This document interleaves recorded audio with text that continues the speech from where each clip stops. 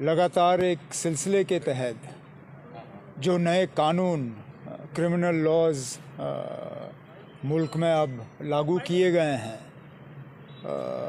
उनकी कहाँ तक इस्तेमाल की जा रही है, कहाँ कमी है, कहाँ इसमें और पेशरफ्त करने की ज़रूरत है, उस सिलसिले में इस बार जम्मू कश्मीर की बारी आई।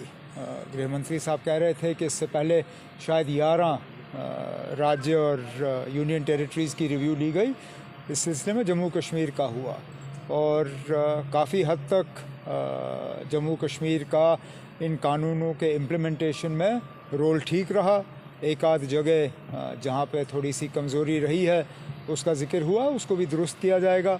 और जहाँ तक लोगों की चुनी हुई हुकूमत, इलेक्टेड गवर्नमेंट का सवाल है, हालांकि यूनियन टेरिटरी में कानून का लागू करना हमारी ज़िम्मेदारी नहीं है, लेकिन क्योंकि ये नए कानून हैं और कानून का लागू करना एक तरफ, कानून की जानकारी भी लोगों को होनी चाहिए।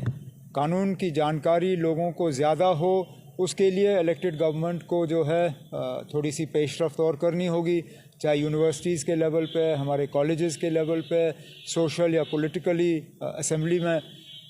तो इस पे भी चर्चा हुई और जो हमें करना होगा हम कर लेंगे। सर, सिक्योरिटी को लेकर भी कोई बातचीत हुई? नहीं, अब सिक्योरिटी को लेकर फ़िलहाल इस मीटिंग में कोई बात नहीं हुई।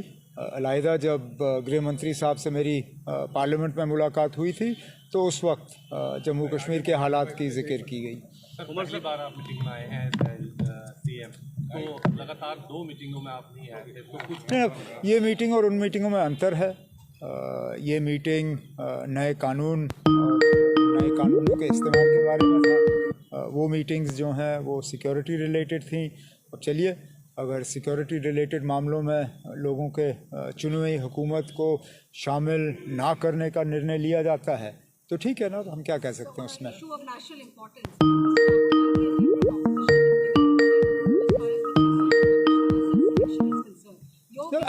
As leader of the opposition, he has every right to dissent. That's why he is there. He's there to give a point of view. He's not there simply to agree with what the government suggests or proposes. We've had this in the past as well.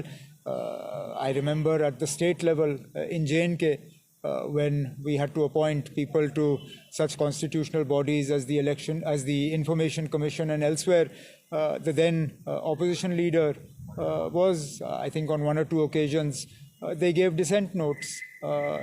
That's a right that any member of a committee has, and Rahul Gandhi exercised that right. It's fine.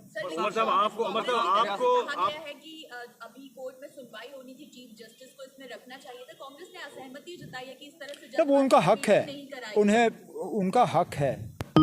ये कहाँ पे कहा गया है कि हुकूमत जो करती है तो लीडर ऑफ द ऑपोजिशन को उसको मानना ही होगा। उसमें असहमति का इजहार करना ये लीडर ऑफ द ऑपोजिशन का हक है, अधिकार है। उन्होंने अपने अधिकार का इस्तेमाल किया।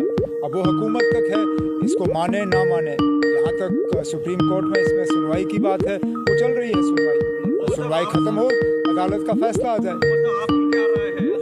ना मेरी राय से क्या लेना देना ना, मैं एक प्रदेश से ताल्लुक़ रखता हूँ, ये मरकज़ के लेवल का है।